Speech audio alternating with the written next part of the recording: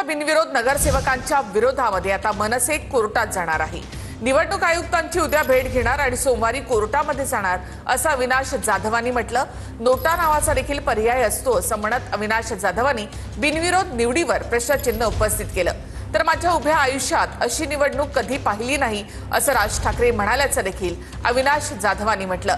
65 उमेदवार बिनविरोध होतात ही परिस्थिती पहिल्यांदा पाहिल्याचं राज ठाकरे म्हणाले। चौकशी खरोखर उत्तमरित्या झाली तर हे सगळ्या 64च्या 64 ठिकाणी पुन्हा निवडणूक घ्यावी लागेल। आणि खरं तर फक्त उमेदवार नाही ना, त्याच्या खाली एक नोटा नावाचा पण ऑप्शन आहे ना, बरोबर आहे। मग त्या नोटाचं काय करणार आहात तुम्ही? त्या यादीमध्ये 4 उमेदवार आहेत, त्यातले 3 उमेदवार बाद झाले, 1 बाकी राहिला, पण पुन्हा लोकांना एक अधिकार आहे ना नोटा नावाचा। मग तो नोटा आम्हाला दाबायला देणार आहे का निवडणूक आयोग?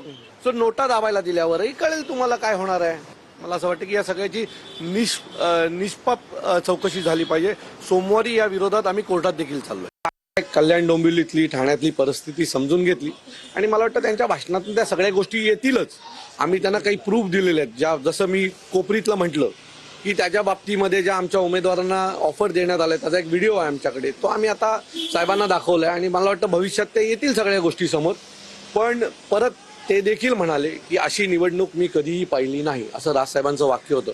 मी एवढे वर्ष बाळासाहेबांबरोबर निवडणूक पाहतो आतापर्यंत, मी अशी निवडणूक पाहिली नाही की निवडणुकाच होऊन द्यायच्या नाहीत, उमेदवारच विकत घ्यायचे। हे असं कधीही याच्या आधी घडलं नव्हतं।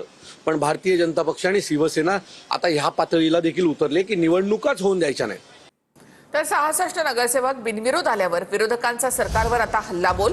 बिनविरोध होण्यासाठी 5 ते 10 कोटी देऊन माघार घ्यायला लावली असं राऊतांनी म्हटलंय। राऊतांच्या आरोपांवर सत्ताधाऱ्यांनी सुद्धा उत्तर दिलं आहे। निवडणूक आयोगाने बिनविरोध निवडीचा रिपोर्ट मागवला आहे। राज्यात 29 पालिकांमध्ये 66 नगरसेवक बिनविरोध आल्यावर आता राजकीय युद्ध पेटलंय। बिनविरोधावर विरोधकांनी सरकारवर हल्लाबोल केलाय। बिनविरोध देण्यासाठी राजकीय दबाव, वारेमाप पैसा देण्यात येत असल्याचा आरोप विरोधकांनी केलाय। समोरच्या उमेदवारांवरती पैशाचा पाऊस पाडायचा, 5-5 कोटी 10-10 कोटी रुपये दिले या बिनविरोध होण्यासाठी आणि उमेदवारांना माघार घेण्यासाठी। जगावला उमेदवाराने माघार घ्यावी म्हणून त्यांच्या घराघरामध्ये 5-5 कोटीच्या बॅगा घरपोच गेलाय का अहवाल?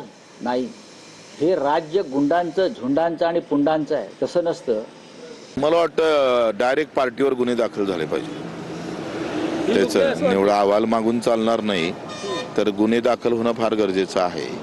आणि ज्या पार्टीनं हे केलं त्याचं रजिस्ट्रेशन नोंदणीच रद्द केली पाहिजे।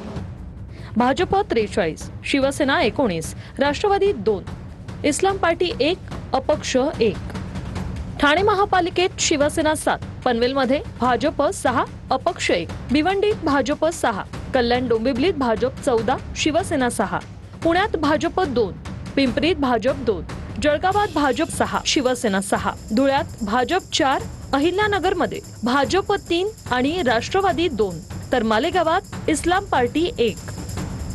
बिनविरोध निवडून येण्यावर निवडणूक आयोगानं यंत्रणांना अहवाल देण्याचे निर्देश दिलेत। कुठल्याही दबावाने हे काही असं राज्य नाही आहे महाराष्ट्र, हे कोणी कोणावर दबाव टाकेल, कोणी कोणावर प्रेशर टाकेल, कोणी उमेदवारी वापस देईल असं नाही आहे। अरे बिनविरोध येतात तुम्ही, तिथं तुमचे कार्यकर्ते असतील ना, काही इच्छुक आहेत का नाही तुमच्या त्या प्रभागात? त्यांना बोलवा ना, त्यांना विचारा ना, काय झालं रे बाबा, तुम्हाला लोक लाईक करत नाही हे अधोरेखित झालेलं आहे। आणि पुढची निवडणूक सुद्धा त्याच पद्धतीने प्रचंड बहुमतात महायुतीची सत्ता त्या ठिकाणी येणार आहे। एवढ्या मोठ्या पक्षाला सगळं काही असून कॅन्डिडेटच नाही आहेत की ते आमची कॅन्डिडेट्स घेत आहेत, ह्याच्यावरून कळतं की त्या पक्षाची परिस्थिती काय आहे। म्हणून आम्हाला CCTV फुटेज अतिशय गरजेचं। आम्ही लीगल नोटीस असीम सरोदे जींकडून त्यांना पाठवली आहे, आरोना, आणि आम्ही रिट पिटिशन पण हायकोर्टमध्ये दाखल करतो।